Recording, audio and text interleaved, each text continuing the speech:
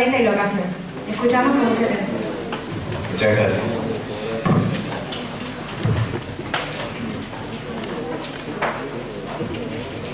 Hola, buenas noches. Bueno, primero que nada, no les obliga, gracias al Consejo Estudiantil, en la persona de Miguel Mamaní, que se encargó realmente de estas exitosas jornadas por la concurrencia, ¿no es cierto?, de todos ustedes, por un lado, y en segundo lugar, por bancarnos, ¿no es cierto?, a pesar de la hora de que sigan acá, evidentemente demuestra el interés que supone tener una nueva normativa en civil y comercial que lamentablemente para ustedes, que son estudiantes de ciencias económicas, tienen que estudiar, sobre todo nosotros lo tuvimos que ver, además de nosotros ayornarnos y tener que estudiar esta nueva normativa civil y comercial, lo vimos en los alumnos, en donde además del mamotreto del Código Civil de antes, le asumamos, ¿no es cierto?, el Código Civil y Comercial. Entonces venían alumnos y me preguntaban, doctor, ¿y si el año que viene el curso solamente será Código Civil y Comercial? Y sí, pero siéntese y escuche ahora porque va a tener que estudiar los dos, o sea, si no va a perder la regularidad. Entonces, bueno, es como que este año, ¿no es cierto?, los chicos que habían cursado tenían que estudiar estos dos cuerpos legales. La verdad también es medio sorpresivo todo esto, ¿no? Porque imagínense ustedes que en el año 1871 Vélez Arfield le había redactado este código con entrada en vigencia para ese año, en el año 1871. Vélez Arfield había tardado prácticamente 4 años en poder preparar estos 4.051 artículos que tenía el viejo Código Civil. Y claro, nosotros, ¿no es cierto?, con la vida de uno, era muy casual, ¿no es cierto?, que en el año 2015 entre a regir un nuevo Código Civil y Comercial que deje sin efecto normas que llevaban más de 140 años de vigencia. Entonces, esto un poco es anecdótico, ¿no es cierto?, para nosotros, los profesionales del derecho u operadores de derecho, y ustedes que tienen que estudiar este nuevo código y seguramente el día de mañana van a decir, yo tuve la mala suerte, ¿no es cierto?, de que me cambiaron el código. Y nos pasó a nosotros que estamos preparando tesis doctorales, ya las teníamos presentadas, teníamos todo listo y nos cambian el código. Todo vuelta a foja cero prácticamente me ha pasado a mí, ya la tenía lista y me sacan el nuevo Código Civil y Comercial, que entraba en vigencia, que no entraba en vigencia, los varios intentos de reforma del año 1919 con el anteproyecto de Bibiloni, ¿no es cierto?, que fueron prácticamente 5 o 6 intentos, incluso con aprobación del propio Congreso, como ocurrió en los años 93 y 98, pero en ese entonces el presidente de turno lo había vetado al proyecto del año 1998, cuyos autores al día de hoy un poco lagrimean por qué no salió ese proyecto del 98, que era de la autoría de ellos, pero para consuelo de ellos y en realidad el honor, ¿no es cierto?, porque la propia comisión preparada, redactora por los doctores Kemelmacher de Carlucci, Lorenzetti y Hayton de Nolasco, han reconocido expresamente que muchas de las normas que tiene el nuevo Código Civil y Comercial se basaron principalmente en este proyecto del año 1998, que tenía algunas ventajas y algunas desventajas respecto a este nuevo Código Civil y Comercial que hoy por hoy nos rige, porque ese Código Civil y Comercial, los fundamentos que tenían eran más ricos, o sea, eran más profundos, con lo cual a aquel que le interese hacer investigación, muchas veces las respuestas a alguna norma o el fundamento, el justificativo de la existencia de alguna norma, lo pueden encontrar allá, en el proyecto del año 1998, que por ahí carece el nuevo Código Civil y Comercial. Yo comparto las palabras que sostuvo y que afirmó la doctora González de Prada. A mí, yo también soy abierto al cambio, a la reforma. A mí me parece que en este caso, al menos, es una buena reforma que también, como lo afirmó la doctora González de Prada, no quita que en algunos casos sí cuente con errores. Pero convengamos de que es muy difícil complacer a todo el mundo, ¿no es cierto? No siempre, a veces en forma injustificada y a veces con acierto, se le hacen críticas al nuevo Código Civil y Comercial. Yo, como lo hablábamos antes, y cuando a mí me preguntan y me dicen, ¿por qué lo defendés tanto el Código Civil y Comercial nuevo? No sé si lo defiendo o no lo defiendo, yo creo que como también dijo la doctora González Prada, el pensamiento crítico nunca tiene que desaparecer y hay que hacer ver cuando existen los errores. Pero ya está, no nos podemos lamentar de lo que hoy es ley. Y por más lamento, el magistrado, el juez, el abogado, tiene que conocer la nueva ley, nos guste o no nos guste. Si no nos gusta, plantearemos la inconstitucionalidad de esa ley al caso concreto, porque considero que esta norma en particular me afecta. ¿Por qué es inconstitucional esta norma? A mi caso, que las va a ver seguramente porque ninguna ley es perfecta. Eso lo sepamos siempre. Y vuelvo con esto, el abogado tampoco tiene que quedarse de manos cruzadas, ¿no es cierto?, si considera que ha caído el cliente al estudio diciendo de que la norma es injusta en su caso. Y nosotros tenemos que hacer, como lo que nos corresponde, asesorar y ver la posibilidad de poder proteger a esa persona, porque esa no es ni más ni menos la función nuestra de los abogados, poder asesorar, poder encaminar, ¿no es cierto? Y poder, en definitiva, ver la posibilidad de poder darle una satisfacción a este cliente que viene con un problema. Yo siempre digo, al estudio caen problemas. La gente no viene a decir, doctor Mariano, qué bien que está, le vengo a contar una buena noticia. Eso nunca me ocurrió, lamentablemente, sino que a veces, no siempre, lamentablemente, pero a veces soy yo el que les doy la buena noticia si hemos ganado el juicio. Y a veces se da la mala noticia porque nadie, nosotros los abogados, tenemos prohibido por el Código de Ética asegurar resultados. Nosotros tenemos prohibido decir, quédese tranquilo, mi amigo, señor cliente, que usted va a ganar el juicio, porque eso es una gran mentira. Nadie, porque no depende de nosotros, depende del juez. ¿Está? Entonces, bueno, nada, simplemente para nosotros es un desafío muy importante para los que amamos estudiar, ¿no es cierto? Y que tengamos un nuevo Código Civil y Comercial que en definitiva, en muchos de los aspectos, les diría que más del 90%, viene receptando las nuevas ideas, la nueva doctrina, la nueva jurisprudencia que está volcada en este nuevo Código Civil y Comercial.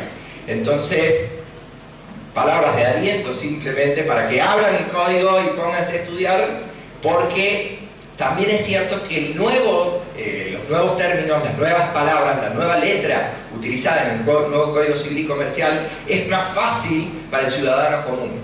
El Código de la Igualdad, del que hablaba la doctora González de Prada, tiende a que la ley llegue a las personas, que las personas puedan abrir el código y poder entender lo que el legislador les quiere decir, lo que les quiere regular. Así como dijo la decana, el Código Civil y Comercial nos rige día a día, minuto a minuto, y a veces es difícil decir, bueno, pero ¿para qué está esto? Y está para todo, desde que usted amanece hasta que usted se acuesta. Bueno, simplemente esas eran las palabras introductorias. Cuando Miguel me preguntó qué materia o qué aspectos del nuevo Código Civil y Comercial yo quería hablar, yo le dije que quería empezar desde lo básico, que son en los contratos de compraventa y locación, o sea, contratos de compraventa y alquiler de cosas muebles e inmuebles. Esa es la idea en estos minutos que vamos a tener para poder explicarles de qué se trata, pero obviamente, y esto es bueno para ustedes, no voy a hablar de todo artículo por artículo porque no nos alcanza el tiempo, sino que mi finalidad y el objetivo es tratar de explicar cuáles son las reformas, cuáles son los nuevos cambios que existen. Para fortuna, la doctora González de Prada ya se adelantó en algunos de los conceptos que yo tenía preparado para explicarles. Fíjense que ahí yo les nomino algunas normas que les quería explicar respecto de esta parte general, de estas disposiciones generales que trata la parte de contratos. Para poder así luego ya entrar de lleno en el contrato de compraventa. Voy a recalcar simplemente algunos artículos. El artículo 958 que les habla de la libertad de contratación. Las partes son libres para celebrar un contrato y determinar su contenido dentro de los límites impuestos por la ley, el orden público, la moral y las buenas costumbres. En definitiva, usted contrate sobre lo que se le cante. Así se los digo. Y pónganle el título que también se les cante y ustedes quieran. Ustedes son libres para hacerlo. Son personas capaces, son personas que cuentan con derechos, entonces regulen y satisfagan sus intereses en la medida que puedan. Guarda, el orden público, la moral y las buenas costumbres son límites, ¿no es cierto?, que El legislador les pone y ustedes, lógicamente, no podrán regular cuestiones que sean ilícitas. Entonces, va a ser el límite. Pero la regla general es, usted contrate sobre lo que usted quiera. ¿Sí? Esa es la idea. Es más, no solamente eso, también le vamos a dar más poder. Y usted puede contratar, ¿no es cierto? Y su palabra, lo que usted ha convenido con la otra parte, tiene prelación, tiene jerarquía superior y es más importante para el legislador que las propias palabras del legislador. Lo dice el artículo 962 del Código Civil y Comercial, que dice: las normas legales relativas a los contratos son supletorias de la voluntad de las partes, a menos que de su modo de expresión, de su contenido, de su contexto, resulte su carácter indisponible. En definitiva, ¿qué les está diciendo acá? Que en materia de contratos, lo que usted combinó con la otra parte es ley para ustedes y usted tiene que cumplirlo, ¿no es cierto? Sin importar en principio lo que diga el legislador en esta parte, salvo que lo que haya dispuesto el legislador en esta parte de contrato sea de orden público. Entonces, ustedes tienen que tener en cuenta que existen normas de orden público y normas supletorias. ¿Qué significa supletorias? Subsidiarias, que entran en segundo término de lo que usted ya combinó con la otra parte. ¿Está? Entonces, eso me parece crucial en un primer análisis que ustedes tienen que hacer sobre qué materia están tocando, porque estamos en materia de contratos, no estamos en materia de derechos reales. Si fuera materia de derechos reales, lo más importante, la mayor cantidad de normas de orden público o en familia se notan en estos aspectos, en derecho de familia, en derechos reales. No así en materia contractual. Si usted es mayor de edad y usted quiso convenir de esta manera, hágalo, pero con estos límites de que no sea ilícito, contrario a la moral o a las buenas costumbres.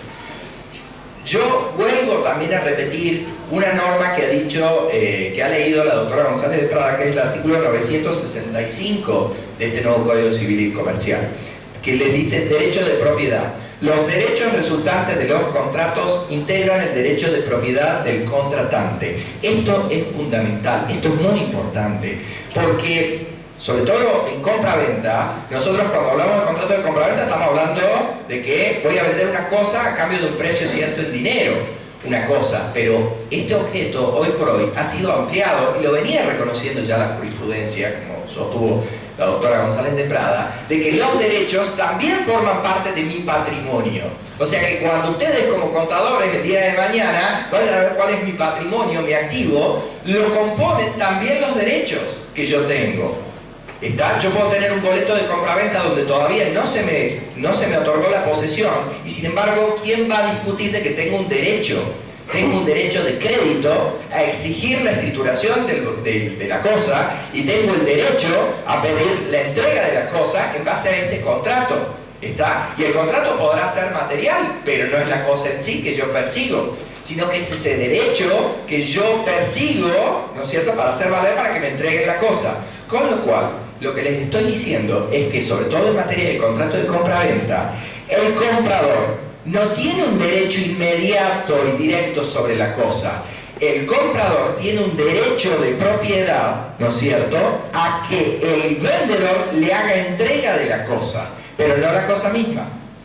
Vuelvo a reiterar, el comprador tiene derecho a que se le haga entrega de la cosa, pero no tiene derecho a la cosa misma, en forma directa e inmediata. ¿Está? Entonces el objeto de la compra-venta es de que el vendedor le haga transferencia de la cosa a favor del comprador. Y el comprador, por forma recíproca, tiene derecho a que se le haga la entrega. Esto nosotros lo explicamos cuando damos obligaciones. Nosotros en las obligaciones entablamos relaciones entre personas porque me interesa quizás la cosa o el patrimonio que cuenta con esa persona. Es decir, si yo quiero contratar con usted y usted tiene una lapicera que a mí me gusta y yo le pago el precio, a mí me interesa su lapicera. Ahora, yo no podré pasar por encima de usted para poder reclamar o para poder ejercer algún derecho sobre la cosa. Necesito de su voluntad para poder hacerme acreedor de la lapicera.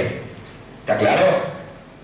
El primer análisis que nosotros tenemos que hacer en materia contractual con el nuevo Código Civil y Comercial, el primer diagnóstico es saber en presencia de qué modalidad o tipo de contrato tenemos, como lo había adelantado la doctora González de Prada. Tenemos tres categorías. Este es el primer diagnóstico que hay que hacer. Son contratos paritarios, los contratos clásicos, que somos iguales, en donde la autonomía de la voluntad es la regla general, ¿no es cierto? O estamos en este segundo campo, o segunda modalidad, que son los contratos de adhesión, donde aquí generalmente, y en la mayoría de los casos, la autonomía de la voluntad de las partes, de una de las partes, no existe. La contraparte ha realizado un formulario preimpreso, ¿no es cierto?, en donde le dice, usted ven y firme. No, yo quiero negociar esta cláusula. No, siguiente. Y es así. O sea, si a usted no le gusta este contrato, se va. ¿O acaso si usted va a pedir la luz a EGESA, el gas a Gasnor, le van a decir, bueno, tantos metros cúbicos de luz o de gas le vamos a trasladar? No. Usted aquí tiene el formulario preimpreso, que ciertamente está avisado por la autoridad de Contralor, está como que suple su voluntad, pero en definitiva yo no negocio nada en este tipo de contratos de adhesión. Y una parte especial de estos contratos de adhesión son los contratos de consumo, en donde la particularidad radica en que una persona es consumidor y la otra parte es proveedor de bienes y servicios. Entonces, el primer diagnóstico que debemos hacer es frente a qué tipo de contrato estamos, frente a qué tipo de modalidad estamos presentes. Si es un contrato paritario, si es un contrato de adhesión o si es un contrato de consumo. Que al igual que la doctora González Prada, le vamos a pasar la pelota mañana al doctor Arias Cau para no repetir conceptos. Él se va a encargar de todo lo que son los contratos de consumo, que hoy por hoy son los mayoritarios. Hoy por hoy, día a día, la mayor comercialización se da en este tipo de categoría de contratos de consumo. Se me había pasado este artículo que hoy por hoy y por mucho tiempo, por algunos años, los abogados vamos a estar litigando, peleando, a ver qué tipo de normas se aplican. El artículo 7 rige la temporalidad de la ley respecto al tiempo. Es decir, ¿vamos a aplicar el Código de Vélez? ¿Vamos a aplicar el Código de Comercio de Acevedo y de Vélez? ¿O vamos a aplicar el nuevo Código Civil y Comercial a nuestra situación? Porque ¿sabe qué? A mí me gusta más el nuevo Código Civil y Comercial. Pero del otro lado vamos a tener otra parte. No, a mí me gusta más el de Vélez. Señor juez, resuelva. Y el juez va a decir, me gusta más el de Vélez o me gusta más el actual. Pero en definitiva, no tiene que depender ni de la voluntad del magistrado ni de las partes, sino lo que establece la ley en cuanto al tiempo. Entonces, en este tiempo, porque el código tiene, hoy es primero de septiembre, tiene un mes clavadito, y por mucho tiempo vamos a tener que analizar qué tipo de ley se nos aplica. El artículo 7 del Código Civil y Comercial dice que a partir de su entrada en vigencia las leyes se aplican a las consecuencias de las relaciones y situaciones jurídicas existentes. Las leyes no tienen efecto retroactivo, sean o no de orden público, excepto disposición en contrario.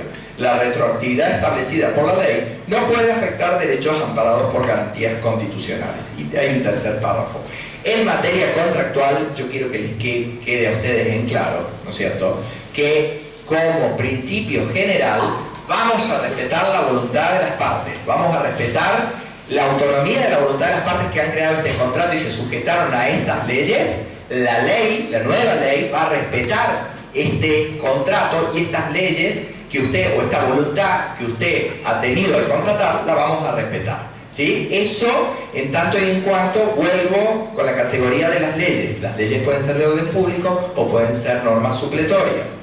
Si estamos en presencia de normas supletorias, vamos a respetar el contrato tal como está, por más de que sea del año 2010 y se prolongue hasta hoy. Un contrato de alquiler del año 2010 que tiene 10 años de vigencia hasta el año 2020, en lo que respecta a las normas supletorias, vamos a analizar esas cláusulas. El abogado y el magistrado tienen que atenerse a esas normas pactadas entre ambas partes. ¿Cuál es la excepción? Lo que yo les pongo ahí, las normas indisponibles, previstas en el artículo 12, primera parte del nuevo código, que sí son de aplicación inmediata a los contratos nacidos bajo la vieja ley. Y ahí yo les pongo algunos ejemplos de algunos contratos que son contratos bancarios, en donde, como la norma es de orden público, se aplica inmediatamente a pesar de lo que puedan haber previsto las partes. Que en este caso de contratos bancarios no le quepa la menor duda de que fue predispuesta un contrato de adhesión de parte, o un contrato de consumo, si también se dan los casos, de parte de la entidad bancaria. Ahora, el primer diagnóstico es este que yo les había dicho. Yo, la verdad, lamento, yo no tengo fotitos y dibujitos como tiene la doctora González de Prada. Evidentemente yo lo hice más cuadrado. Así que bueno, no sé, haré mímica, chistes o algo para poder cubrir esa carencia. Entonces, el primer diagnóstico es frente a qué tipo de modalidad contractual estamos. El segundo diagnóstico que tenemos que ver es, bueno, a ver, ¿qué dice? ¿Qué tipo de contrato es? Si tiene título, mejor aún. Bueno, será compraventa, será locación, será donación, será contrato de Mariano Zulueta, ¿por qué no? Yo le puedo poner el contrato con mi nombre, nadie me lo impide. Yo creo que no estoy violando ninguna norma de orden público si yo le pongo contrato Mariano Zulueta 1 de septiembre, Facultad de Ciencias Económicas, nada me lo impide. Ahora bien, no porque el título diga algo significa que las cláusulas que estamos redactando responden a ese tipo de contrato. Es decir, yo podría poner contrato de compraventa inmobiliaria, pero si analizo las cláusulas estoy viendo de que en realidad se trata de una donación. ¿Por qué? Porque la entrega de la cosa la hago a título gratuito, no pretendo nada, yo la estoy regalando en realidad el inmueble, lo estoy donando. Entonces poco importa en realidad, sino más bien importa el contenido que el título. Esto también se encargó el nuevo Código Civil y Comercial de aclararlo en el artículo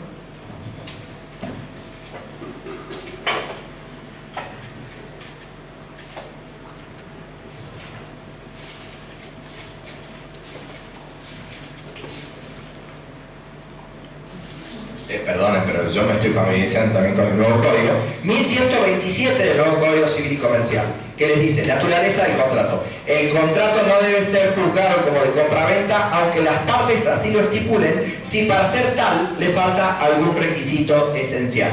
Fíjense en el ejemplo que yo les ponía. Le está diciendo, aunque el título diga compraventa, si falta el precio cierto en dinero, no será compraventa, será donación o será otro tipo de contrato. ¿Por qué? Porque para que exista compraventa tienen que existir dos elementos esenciales. Cosa a vender y precio cierto en dinero a pagar por parte del comprador. El vendedor tiene que entregar la cosa que le interesa al comprador y el comprador tiene que pagar el precio cierto en dinero que le interesa al vendedor. Esto está claro. Esto es que tanto nosotros machacamos y molestamos al momento de dar clases diciendo de que los contratos son onerosos. ¿Qué significa que son onerosos? De que existe una contraprestación valuada económicamente, que es este sacrificio que yo hago. Es decir, si yo soy vendedor de esta computadora, si fuera mía, ¿no es cierto? Vamos a suponer que es mía esta computadora. Yo la entrego, no la quiero entregar. La verdad que forma parte de mi patrimonio y tiene un valor económico. Pero me interesa más el dinero que me van a pagar por la computadora.